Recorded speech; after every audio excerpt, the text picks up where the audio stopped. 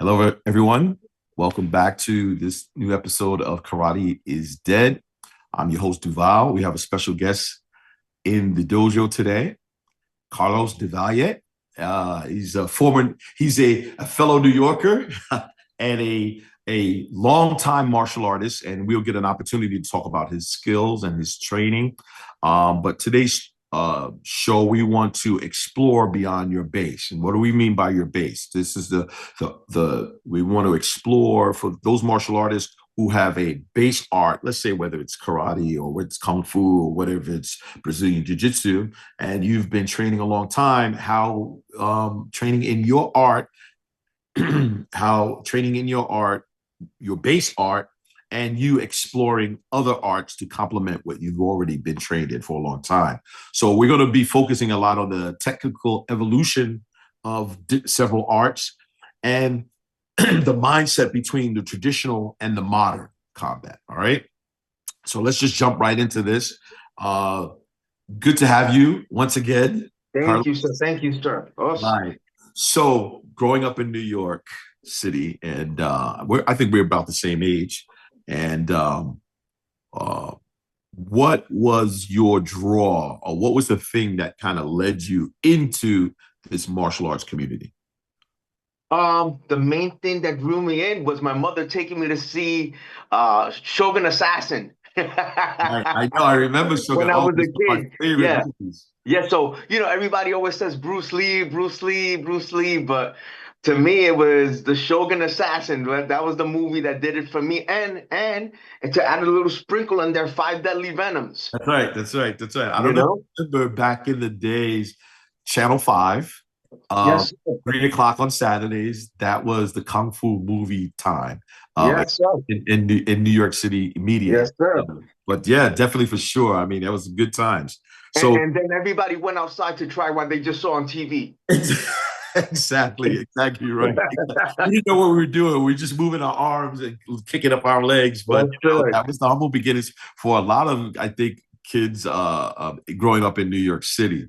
Um, so you got into the martial arts, and what was your first introduction like coming Oh, it, into it was it this? was honestly a very humble beginning, and I'm still trying to find this gentleman to give my thanks to. So it was actually I was walking out of my building, and a few buildings next to where I lived in the Lower East Side of Manhattan at the time. It was like a war zone. It was like a third world country back then. All the buildings burnt down and everything. Right. You had the Guardian Angels. They had set up shop like two or three buildings Yes. next to me. Right. And when me and my best friend at the time walked out, we were kids, 8 or 9 years old. We saw this gentleman, one of the Guardian Angels, doing moves. Right. Right. Right. He's doing moves, and we're just mesmerized because we just finished watching Kung Fu Theater, and we're like, we just like mesmerized like this. And Right. he smiles at us. He's like, "What's going on, guys? What's wrong?" He's like, "We're like, sir, what are you doing?" And he's like, "Oh, I'm doing Wing Chun and Jeet Kune Do." We didn't know what the name of the styles were. Right. We Right. were just kids. And then he's like, "What Bruce Lee does?" And Connection. "No way." We were like, we kept bugging him. "Can you teach us? Can you teach us?" So, very great, respectfully, he went and asked our parents if he could teach us because it was the summer. Yes. And we were very grateful for him, especially me, because I would love to find this gentleman right now just to give him a big thanks. Because, Right. all those guys went by code names, Yeah. Swan, Fist, Jackhammer, Sword. Right. This gentleman's name was Shogun. Oh, right. So, Shogun on the streets. yeah, so he Shogun. used to take us, but he asked our parents for permission. He didn't charge us one dime. Right. He used to take us to the East River to practice, Right. Wow. for three or 4 months for the summer. And then, they set up shop somewhere else after that. So I would love to find this gentleman. If anybody hears this, you find this gentleman, Guardian Angels, around the 80s. It was in the like mid 80s. Yes. Please, I'd love to say thank you. Yes. Now, for those who don't know who the Guardian Angels are, I mean, and they've grown globally. It's a group that was in New York City that helped out These people used to walk the streets with these I think they were red berets or something, Red berets and white and shirts. t-shirts. Yes, and they would just help out people. They were basically the eyes of the street. Um, Neighborhood watch.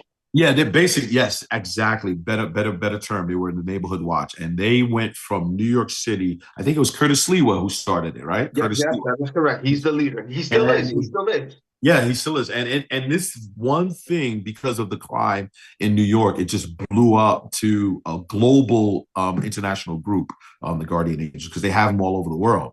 Yes, sir. But the interesting thing about the Guardian Angels, it drew a lot of martial artists into this group.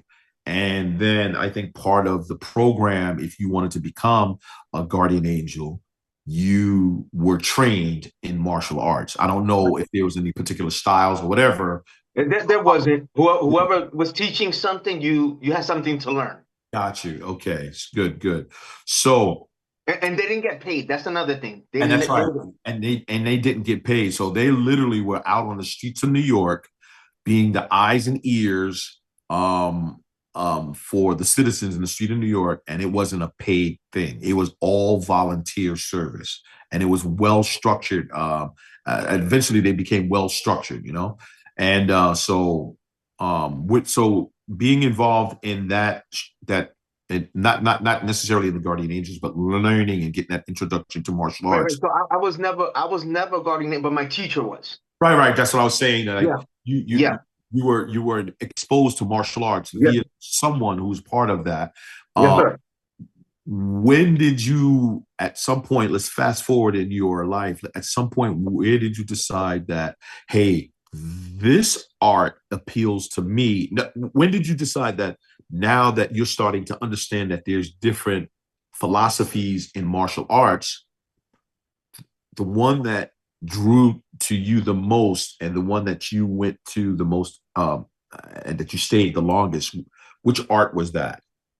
Well, right now I have to say, well, the one that drew me the most, I had to be honest with you, everything that I do drew me in the most. Yeah. Oh, everything. Okay, I got you. Everything. But when we were growing up, we didn't have access to what we have access to now. Absolutely, You absolutely. know So, what I'm saying? So as I got older, for example, I'm big time into Kaju Kembo now, but okay. that was never an East Coast thing, and it still isn't. Hmm, You hmm. know? Now let's Um, let's talk about that art, because you're right. It's not really an East Coast thing, and I guess coming up, you did not find many instructors in that art form. So, how did you get connected to that? Okay, so later on in my job, because we always collected the magazines, Black Belt magazine and all that. So you would always see like, Cedro Imperato on the cover and stuff like that. But I've always been one to chase things that weren't available, Okay. right? I always like to be the odd kid, be like, oh, you get Nintendo, I want the Sega. Right. You Right. know, that was me. That was me. That was just I've always been like that. Right. So as I got older and started getting, working adult money, Yes. the internet became available, technology. Now I'm like, oh, now I can fly Right. Right. Right. and train with these people. Right. Exactly. So now I'm heavily focused. I still study everything that I do 100%, but I want to bring more exposure to the Hawaiian arts and the Okay. Filipino martial arts that don't exist on the East Coast to the East Coast. Right. Right. So let's kind of stay there for a moment. Tell us a little bit about this Hawaiian art, because, like I said, I've heard of it, and I've heard of it for many years, but I don't know too much about it. Just give us a small little history and how it all formed and what how it all came together. Um, No this problem, no problem, yes. no problem, no problem. So it's an art that was developed in the 40s, 1940s, five in Hawaii, right after the attack of Pearl Harbor, Hmm. right around that time frame, and five gentlemen got together at that time and contributed their specialties at the time, you know, Okay. And they created what is now called Taju Kembo, right in Hawaii. You know, Adriano Emperado, Joseph Hulk, uh, Cho, and there's a few others, and um, they got together. All right, Uncle Frank Ordonez, uh, they got together. Oh, Okay. and there's a sixth member also, which is uh, Cesar Emperado's little younger brother, Joseph Emperado, which is I could. Some people don't consider him as a founder. I consider him one of the founders. I consider him the sixth founder, Gotcha. Okay. right? They put all these gentlemen just contributed a little bit of what they knew, like friends hanging out. Hey, you Okay. know that? Let's practice it. Hey, you know that? Let's practice it. Hey, you know that? Let's practice it. And they came up together with what now is called Kaju Kembo. So the Ka is for karate, Mhm. the Ju is for judo and jujitsu. The Ken is for kempo, and the Bo is for boxing, Chinese boxing, and Western boxing. Okay, good, good. So it's a combination art. Good. Yeah. So with that being said, that is like one of your base arts. You would consider that one of your base arts. Yes. Okay, Yes. good. Because as we go and explore today's show about base arts and then beginning to learn other snippets of other arts, these are one of the things that I've been thinking about, and others that I talk to have been thinking about when it comes to, let's say, traditional karate. How the karate is the base art, and then and you see a lot of people now are filtering into now or exploring now Brazilian jiu-jitsu and maybe some other arts Right. too to complement what they already done. Yes. So, so my question to you is like, in your experience with, because you also a black belt in Brazilian jiu-jitsu. Yes, sir. Good. Yes, yes. So with your experience with BJJ and Kaji Kenpo, which art provided the best and I know this is kind of difficult for you to kind of answer because it's almost like having children. You love all the children the same, but which art out of the Brazilian Jiu-Jitsu, the Kaiji Kempo, you also black belt in Kyokushin Karate, and so which art do you would say would best complement the you today as you being a older, more experienced martial artist? I have to tell you, and it's very hard to pick one. So this is why I like Kaju Kembo, right? Because on top of it being its own style, depending on what lineage you study, right, it has its own flavor, but it has the karate. So you could focus on the karate, Okay. right? So Yeah. my Kaju Kembo, for my karate portion of it, it includes Shotokan, Kyokushin, Goju, Yes. right? For my judo and jujitsu, it includes judo. It includes Brazilian jiu-jitsu, Yes. right? Aninduru jiu-jitsu. Yes. It includes all the Matukati Ru jiu-jitsu. For my kempo, it includes Chinese kempo, American kempo, right? For Yes. my boxing part, my American boxing, my Yes. my Muay Thai's in there because it's striking. My kickboxing also includes Hung Gar and Choi Li Foot and Jeet Kune Do. So that's why I love about Kaju Kembo because on top of it being its own style, you could concentrate a little bit on the different styles within the name itself. Actually, so the style complements all the other styles surrounding them on the outside. Absolutely. Yes, that's the beauty of it. It's like its own umbrella, but it's its own style. Right. So depending on who you're learning it from, what lineage, Yeah. right? You got a different flavor. Gotcha. Got you. So now let me ask you this: as being somewhat of traditional artist, what would be some of the myths that traditional artists might believe exploring other arts? Would be some of the myths like, um, for example, I've heard sometimes that, and some instructors do this, and one of my instructors spoke about this. He posted something 2 days ago about this, how when you get connected to an art or an instructor, sometimes that instructor don't want you to learn other things. They want you to just stay within the base. So the rephrase They're watching too many question, movies. huh? They're watching too many movies. They're That's- watching too many kung fu movies. yeah, Oh, yeah. you remember the kung fu. Oh, if you leave me, you're betraying me. Right, Like right, we don't live in that time era anymore. You right. know, to send your children to explore. Exactly. Let them let them pick up. Right. I always say this: when you go to college, right? Do you graduate by studying? Is it one professor teaching you for 4 years? Right, right. Many You professors. have to learn different material and become a subject matter expert in every aspect, right? And whatever you're studying, and there's semesters and there's years until you learn all that knowledge after you do all your term papers, your group projects, and everything. Right, And then you get your diploma at the end, right. right? But it wasn't one teacher building you. It was Yes, many. right, right.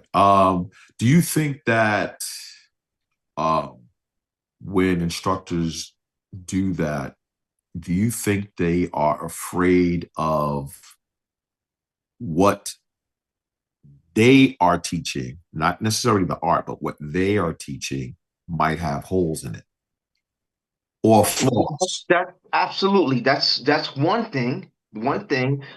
They're also afraid of losing a student. You know, because I don't want you to eat at another restaurant. I want you to eat at my restaurant. You Exactly. know, my restaurant has the best food, and but you only serve spaghetti and meatballs.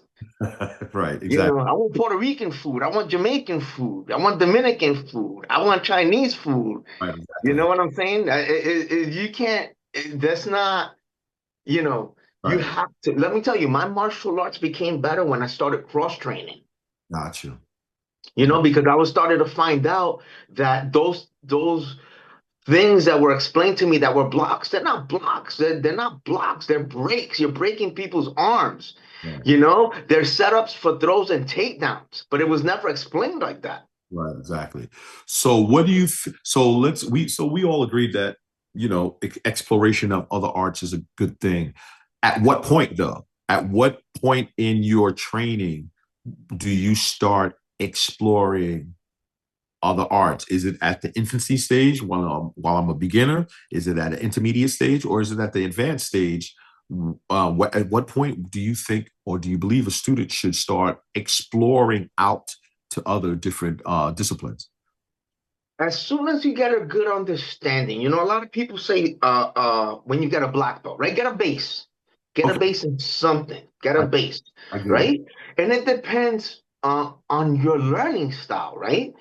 I'm a very curious with these things, Right, right? I'm a person that I'll buy something and I'll break it apart just to figure out how it works. right, I get it. Right, Yes, but that's how my mind works, right? I can't have a teacher telling me, "Oh, you can't do that." I'm like, but I want to do that.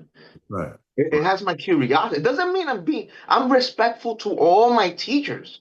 Yes, You yeah, know, equally respectful. I love all my teachers. You know, but I have my notebook. I'm like, hey, Grandmaster, I want to explore that. You know, and they all know my journey, so they're like, yeah, go ahead, just lock it down and share it with everybody. right, right. Yeah, I agree with you. That's, I mean, you have to develop a base in something.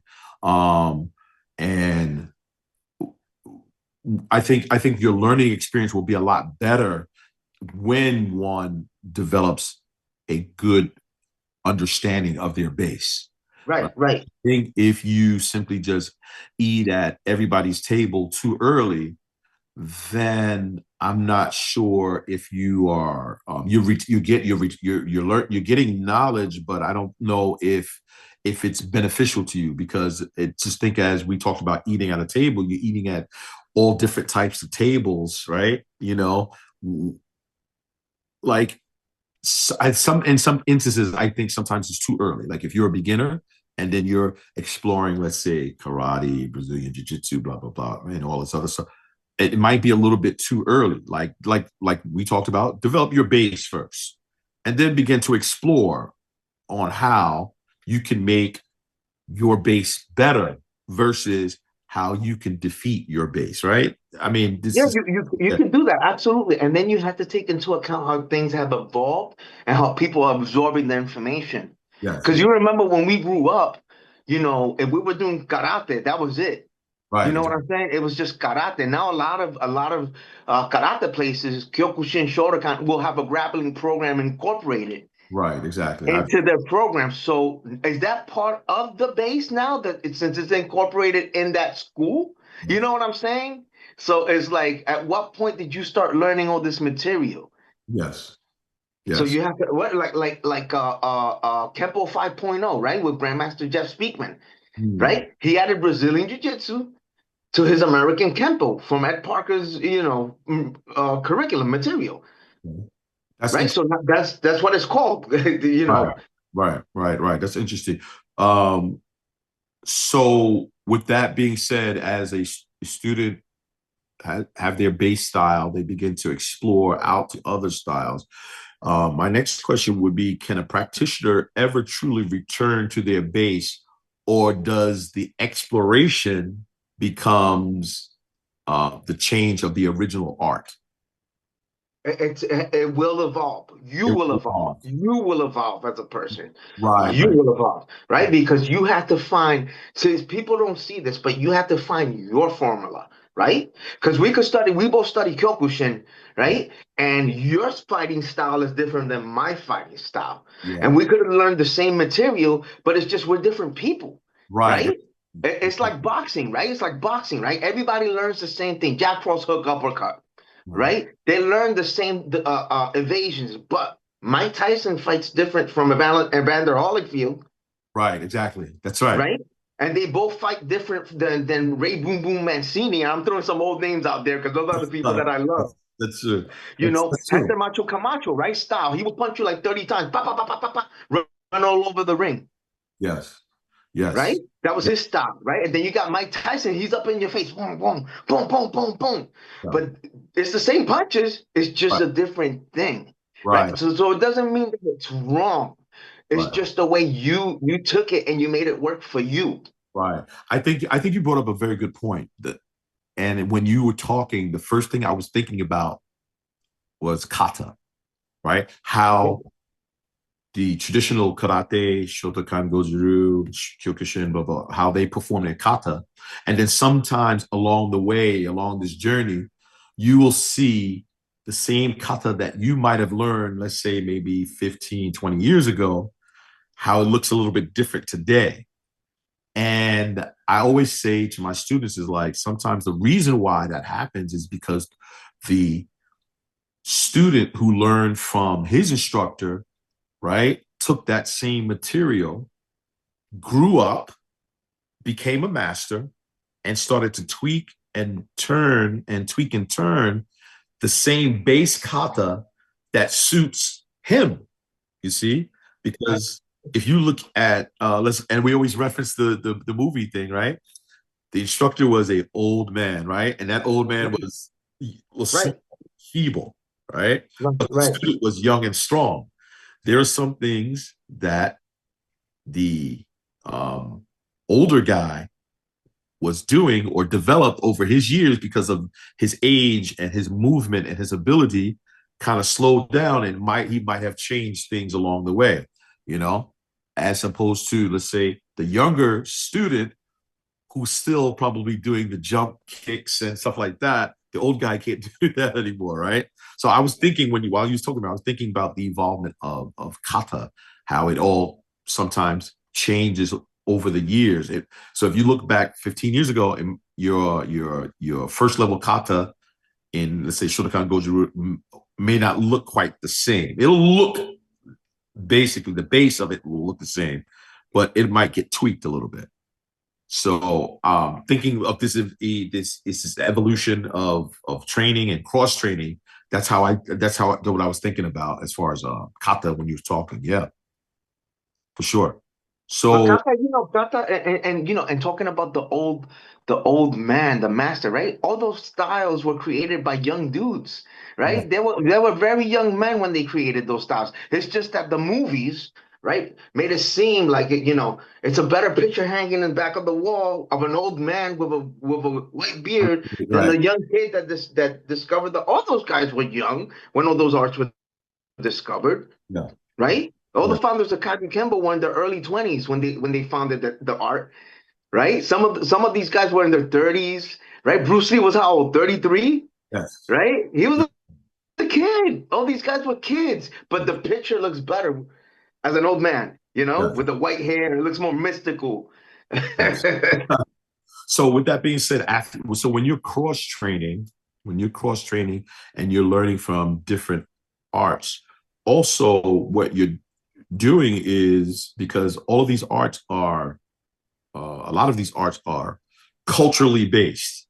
Um, so my question would be, so how do you maintain the culture and the discipline of the traditional base while adopting the, let's say, the efficiency of the modern systems? Because you're Oh, collecting, basically yeah, you're you're correct. collecting different cultures. Exactly. Yeah, You yeah, collect you collect you collect information, right? And you collect information and you put it and you make it work for you. And the perfect example for that is the fusion restaurants, right? You go to a restaurant and it says fusion. What did they do? They took a certain a cuisine. Let's say a Thai cuisine from Thailand, and right, it'll say fusion. Now they infuse Puerto Rican flavors with it. right, Right now you got something else, and it's just as delicious, but you just fuse something with it. Is it wrong? exactly. No, no. And I'll give you a perfect example, right? This is why you got to cross train and fuse things together. When you do your front leaning stance, Senkutsudaki, Yeah, right? yes, Doesn't that look like the setup for a takedown? yeah, A everything. wrestling takedown, right? Your leg Yeah, is in front. All you got to do is bring that knee down to the ground and you blast through, yeah, right? And you go for your double leg takedown. It's right there. right, But you have to go and explore these other arts so you can see, like, oh man, wait a minute. If I just put my hands from here, right, from my get on body from my lower block, and I put my hands here, and wait a minute, I'm ready to do a takedown, that's right, that's right. Well, very good. Yes, right? And people don't see that, but you have to study other things. yes. Well said. Now, in the um, blending of styles. So my next question would be to tag to the cultural side. Do we lose? Are we losing the cultural side of the traditional? No, not at all. Not at all. And also, it depends on the person, how they carry themselves. I will always give respect to where I was born. You know what I'm saying? Right. So Exactly. I'm gonna honor the Japanese side when I teach Shotokan. I'm gonna honor, my Okinawan roots. I'm gonna honor my Hawaiian roots. I'm gonna honor the Puerto Rican roots, the New York roots. Yes. Whatever style it is that I'm teaching, right? That's the beauty of all this stuff. There's a history to it. Yeah. And Yeah. you respect it and you teach it to keep it alive. That's the point of it all. Yeah. Yeah. I understand. I totally understand.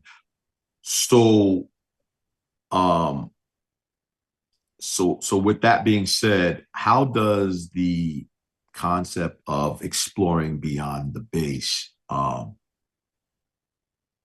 apply right now to how you think as a martial arts today versus, let's say, 20 years ago? Has your Well, mindset begin to change? Like, what are your thoughts on it? it's more serious, Mhm, right? Because I treat my training like a college course.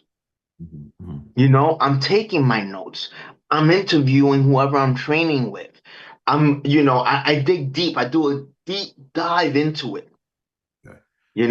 And I document. You always see me. You always see pictures of me posting, taking notes and stuff like that. And then I dissect it, right? How is this gonna work for me? Mhm, mhm, mhm. You have to sit down and you have to make that fusion. You have to make that dish work. Right, exactly. You know, So you have to make the ingredients meet to, fit together. Because you're not gonna make a nice rack of ribs and it's the most delicious thing on the planet, right? And put cotton candy on it, right, exactly, yeah. right? The other formula's messed up. Maybe it works for somebody. Maybe that might work. I'm not saying it might not, Right, but it's a little bizarre, right? You take cotton candy and you put it on a nice rack of ribs that just got made, right, you exactly. know? So the name of the show is Karate is Dead, right? And so the whole purpose of me creating the show is not to necessarily say that karate is dead, but try to explore areas how to explore the areas on what is kind of killing traditional karate and what is making it better. Do you think when you hear that term, do you think karate is dead?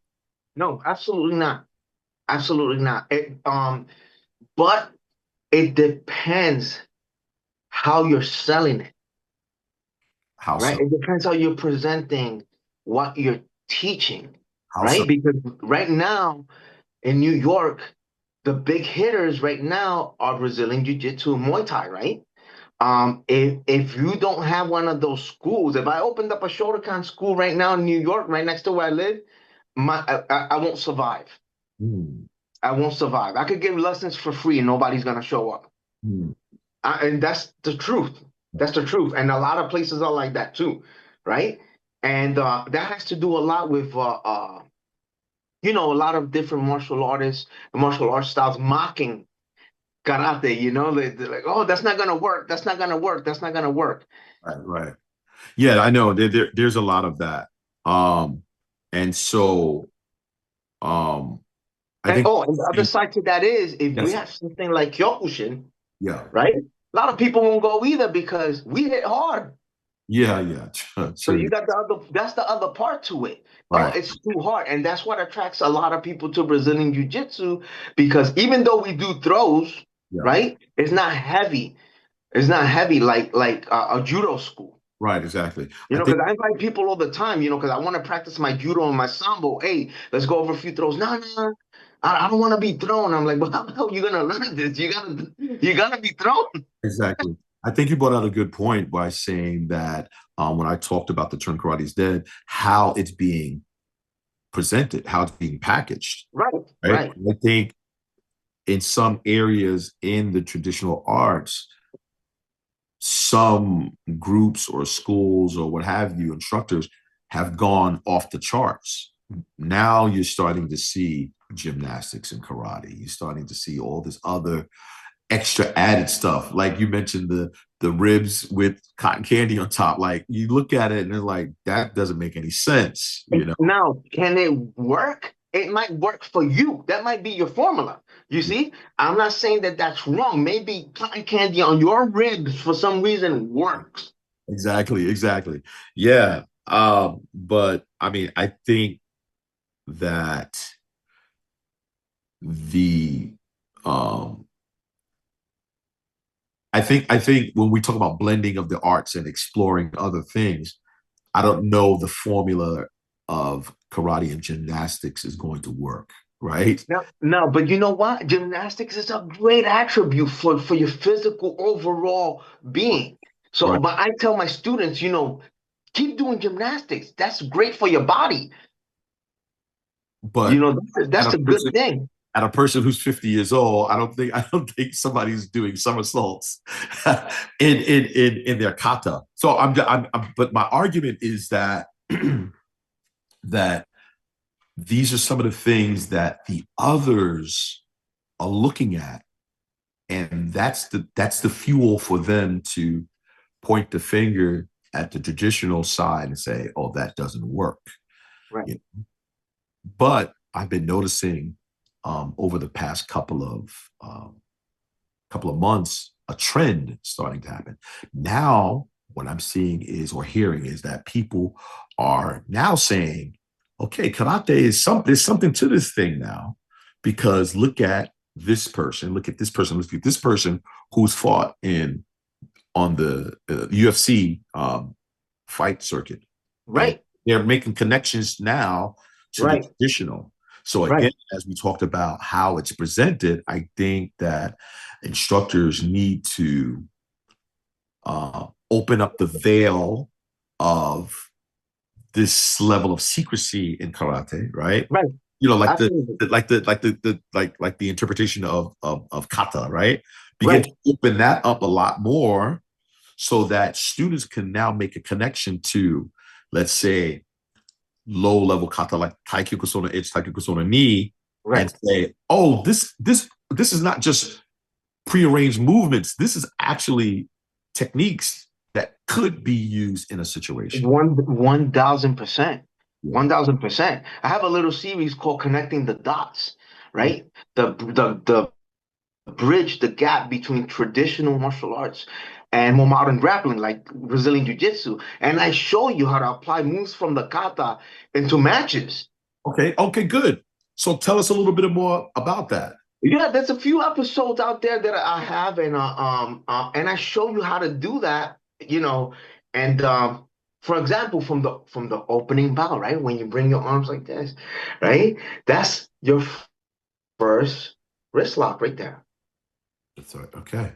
Okay. Right? Good. I When we're mean, turning, we're doing our first time. Yeah, when we're doing our first taikyoku, right? When we're turning to the side, yes. right?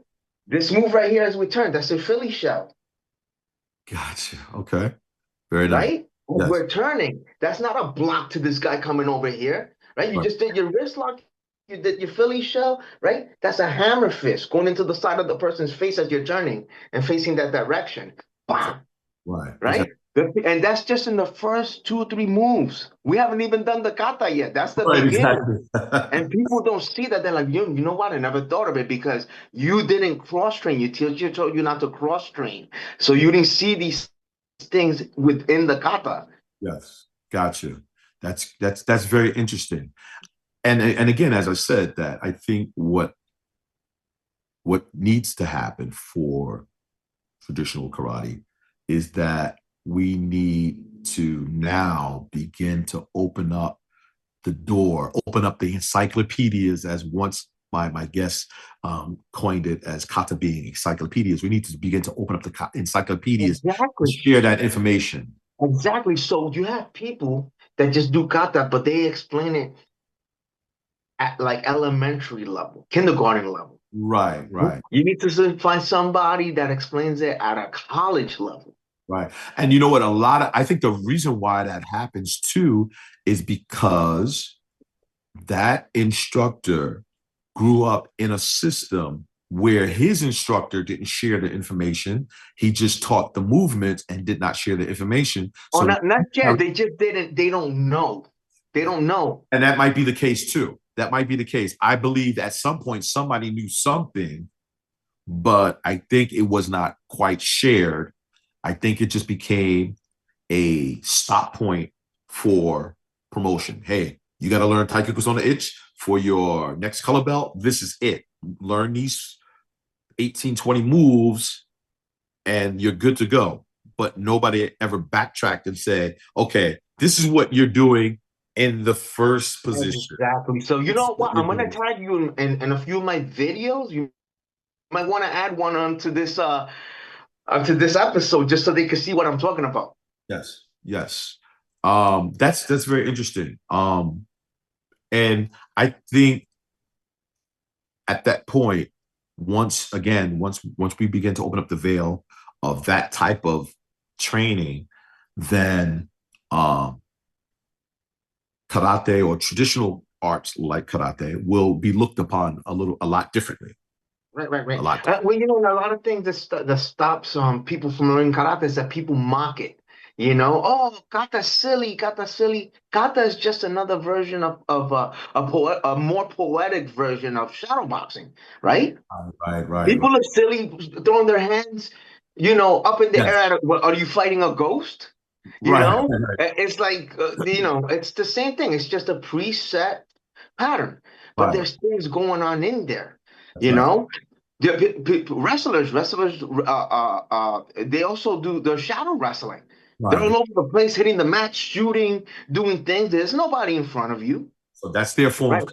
Right. And then you hear, oh, that will never happen in a real fight. Okay, but when we do Brazilian Jiu-Jitsu, everything flows, right? When the partner is not resisting and letting me do my drills, right? Yes, yes, yes. But you have to practice things somehow. Right, exactly, exactly. I mean, there's a point where you are not in the dojo, right? And you don't have a partner to practice drills. So I think kata is a good complement for that. Exactly. It's a, Exactly. and then too, and as we established here on the show, like just just about every fighting art has a kata, has a version of a kata, Yeah, right? absolutely. I would say that's interesting. Um, Absolutely.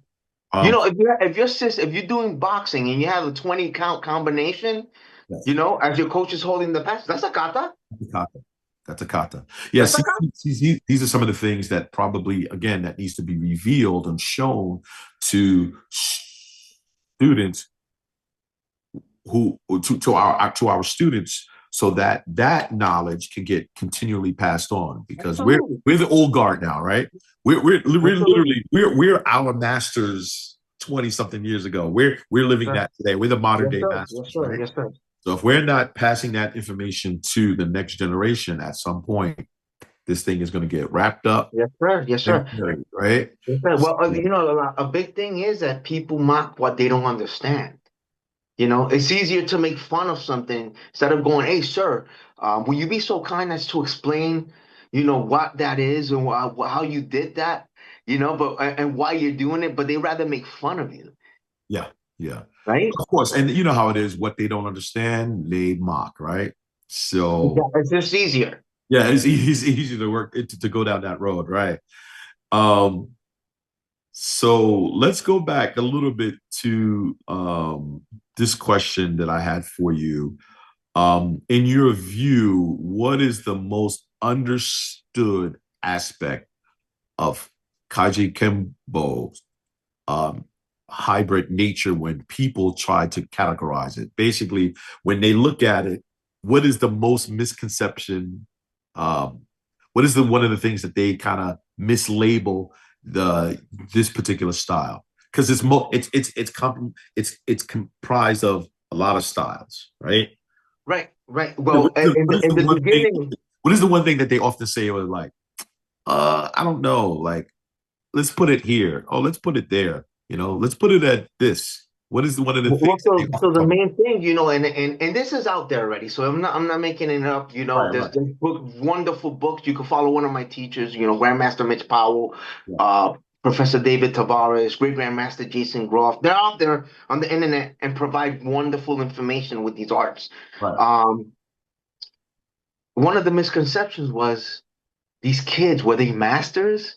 They were all kids, Oh, right? I got you. As time went by, we're like, were they really masters at what they history says they contributed to making the art, Right, and the fact is that no, they weren't really masters at it. They were just a bunch, group of kids in their 20s, their young 20s, right, that got together and they were like, if you, me, 4 or 5 friends, hey, you know that karate style, Kyokushin, can you teach me a little bit of it? And we all practice it. Then we will be like, hey, Tony, boxing? Let's go. Can you teach us a few combinations? Hey, Carlos, that style, jujitsu. Can you show us a few little things? right, Hey, Victor, that Filipino thing with the sticks? Can you teach us a little? And they put it all together, right? And they made a little something out of it, right, you right, know. But now, as time has gone by, you know, it's become a thing. It's right, become more powerful because now we've been hitting it hard. right. So over the years, it began to Exactly. fortify and reinforce. Absolutely. So the little something became a big something. Absolutely. Absolutely. Sort of like Jeet Kune Do, right? Sort of like Jeet Kune Do. Perfect example. Perfect example. Because everybody, oh, see Joe Bruce Lee, and I love see Joe Bruce Lee, right? But he was a kid, Right. He was a young right? man. As were most of the martial arts masters, they were babies, Yes. you know? You Yeah. know, Sosai was young, right? Right. He was a young guy. He Yeah. was young when he created, Kyokushin. He was young, Right. Exactly. right? Exactly. But the picture that we put up on the wall is when they're older Exactly. to make it look more mystical. All these guys, would they be better? Would everybody be better? Bruce Lee would have been my goodness, so much levels ahead if he was still alive. Right. Because the Right. way he used to think, right, would be like, oh man, let me study Brazilian Jiu-Jitsu. Let me study this. Let me study that. Right. The style would have been so much more evolved. Okay. Okay. Good. This is a good conversation, and I think we should explore this conversation with other instructors of many different backgrounds and styles to get their perspective on it, because everybody's not thinking the same. Everybody Right. has not evolved, and there's some people who are slowly but surely making that change because they can see Well, what yeah. needs Well, to be look, for changed. example, look at Grandmaster Ed Parker, right? You have all these organizations, and some people don't want to evolve. They want to stay in the traditional, original curriculum. Right. But Grandmaster Ed Parker says himself, the system was made to evolve. Got you. I see. Got you. I You got know what I'm saying? Like, but some people, no, no, no, we have to stay the way it was made. you. But Right. that's not going to work anymore. Right, right, right. Is it We is could. it is it is it that is not working anymore, or there's just holes in the system? Well, it worked for the time it was created Okay, okay, because things work for when it's needed. right, You exactly. know what I'm saying? Like that's how it was, but things need to evolve, Mhm. right? Because back in the day, there wasn't a martial arts school everywhere. Now there is. Now Right. that person that's trying to rob you could be a second degree black belt in Brazilian Jiu-Jitsu. I mean, when we talk about the whole structure of traditional arts and whatnot, it was like, no, this guy's not going to be a perfect citizen because he's a martial artist, but everybody's Yeah, perfect in the world, right? And yeah, just because the exactly. imperfect people, they want to learn how to fight and defend themselves as Yeah. well, right? Well, look, there's martial arts systems that have origins in jail. Yes, that's right. That's right. So you can't, to say, oh, the pure, the this, and the get out of here. That's not, I don't believe in that. Right, right, right, right. So that, and this is the thing that I was talking about, like you, or I say we grew up believing or thinking, and I don't want to make it, I don't want to, I don't want to throw this out there like it's something that is totally wrong. All right, because this is a teaching, right? And if you follow the teaching, it is what it is. But sometimes you're going to have people who don't follow the teaching, and they just take the skill but not follow the teaching, right? Right. And so this is what I'm talking about. Like when people go down a path or a journey, right? They have two. There's a fork in the road. You can continue to go down this There's path a lot of that forks in leads the to road. success, right? There's a lot of forks in the road, right? And or you could go to the right or to the left that leads you to destruction. So, but it's a very interesting conversation, and this is something that we're going to explore even more and deeper. But as we come up to this final segment of the show, there's this a slight like a slight word game that I have that's connected to karate is dead, and it's called either alive, dead, or on life support. So I'm going to give you a word or a term. You're going to tell me if it's either alive, if it's dead, or if it's on life support. All right. Now let's let me just clarify. Alive meaning yes, it's valid, it's good. Dead meaning is something that we probably need to get away from. And then life Sure. support is something that, hey, we probably need to tweak it a little bit more, but it's doable. All right. Let's do it. Let's All do right, it. good. Here, first, kata. Oh man. Oh, it's life support. Ooh, Life support. okay. And I'll say life support because people don't know how to break it down and explain it. Right. Okay. Right? Once you Okay. let me tell you something. I taught what I just showed a few Yes. minutes ago, that Yes. little portion to somebody that's been a long time martial artist, but doesn't their system doesn't include kata. And I broke it down. They're like, I've never seen this in my life. Right. And it opened up their eyes. I'm like, dude, all this is in there. It's just your teacher either made fun of it, told you not to study it and explore, or they were teaching it wrong. Okay. Okay. So you If say, you watch my videos and you see, you'll be like, damn, I never thought about this. got you. So kata is on life support for you. Life support on the borderline of, it's on life support. Okay. Okay. Look, it needs the AED machine, bam, to bring it back to life. Yep. Bring it back to life. Okay. Yep. Good. How about tournaments? Tournaments are needed. I think alive. Hmm. Alive. Why? And I say alive because this is how you gauge your skills against in a controlled environment, right? That person that you're facing is no longer your dojo brother, Right.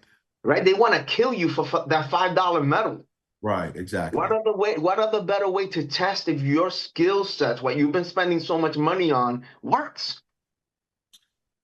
That guy's not your friend. They want to kill you for that $5 medal, Yes. right? They, Yes. they they have their wife and their kids there. They have their students.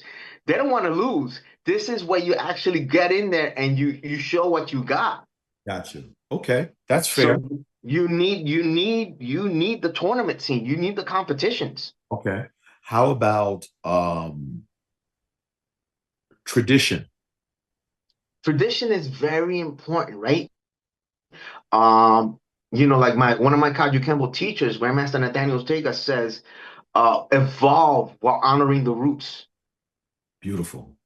Evolve while honoring the roots. Okay. You could evolve, but you honor your roots. I know where I came from. I know who the founders are, Right. of everything that I study and teach, but I could evolve because what used to be done in 1942 isn't done now in Right. 2026. We Exactly. have to do things differently now. Right. So I think another term for tradition is lineage. Is that Absolutely. alive, dead, or life support? Is that important? Is that not important? Is that we can hold on to? Lineage, I say, is on life support, and it depends on you. How That so? is that's you. That's on your thing to keep alive. That's for your teacher to install in you. You know what I'm saying? Like you see a lot of this with in Brazilian Jiu-Jitsu, which bothers the hell out of me. Oh, why do we have to bow? Why do I have to wear the same uniform? Well, uniformity, Right. right? You Right. what uniformity? Everybody's wearing white. We're wearing blue. We're wearing the team uniform, Right. right? When the Right. New York Yankees go on the field, everybody's dressed the same, right? Exactly. Yes. And that was my next one was uniforms. Yeah, absolutely. Absolutely. You have to. That stuff to me, it's alive, but people want to kill it, so they want to make it dead. And I don't see the problem with it. You Right. need uniformity. Let me ask you something, and you check this out. When you watch Star Wars, who looks sharper? The Empire, the bad guys, everybody's dressed up and lined up, or the other guys, the rebels, they're all over the place. You don't know who's who. They're all wearing the different uniforms. You don't know who the hell who's who, Right. right? Exactly. The Exactly. Empire looks beautiful. Everybody's dressed, the stormtroopers all in white. You got the more elite guys dressed all in black. You Right. got the guys sitting next to the Emperor, right? Right. It looks sharp. It looks like a unit. Right. Exactly. Yes. Yeah. And that's what you want to. What's the problem with everybody wearing the same team uniform when we Right. go to a school, right? When you take that picture, everybody looks beautiful. Exactly. So You're representing something. my last one, titles, sensei, shian, shifu, titles. Is that alive, dead, or in life It's support? it's alive, but some people um overdo it, Hmm. How so? right? How so? The person that's you have to call me Great Grandmaster Sensei Sifu Jedi Professor Rabbi. What is that? Dude, Yeah. earn your title the right way. Right. Be on the mats. Right. Earn that. You're a grandmaster. Earn it. Right. Right. Earn Right. it. You're a master. Earn it. You're a seafood. Earn that. Some people like to, because they can't make it, they'll create their own martial arts system so they can elevate themselves to the head of the system. Yeah. Oh, I'm a sense. I'm a poncho now. They don't even know what that means. Right. Right. Right? Exactly. I'm a soke now, dude. That's not how it works. Yes. Yes. So they'll do that, but so earn it. Yes. Very good.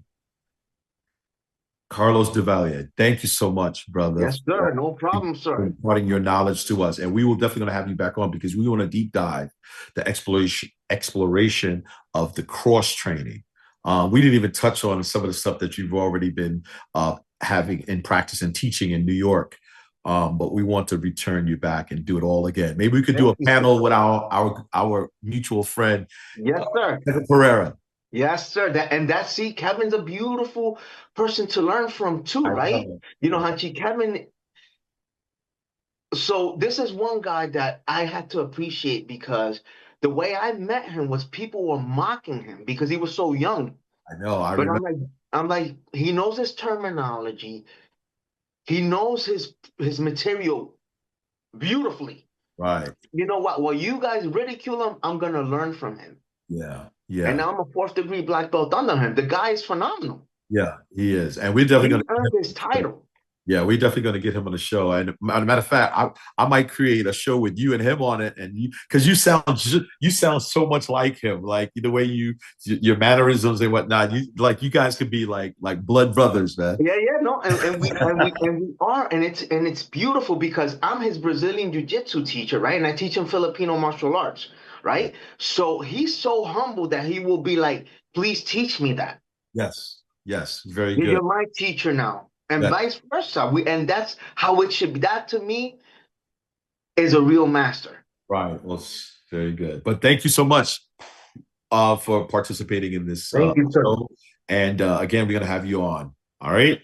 Thank Thank you, you sir. all for watching this podcast today. If you could please like, share, and of course, subscribe to help this show build stronger. And we hope to bring you a lot more of the titans in martial arts, such as Carlos Del Valle. Thank you, sir. Us.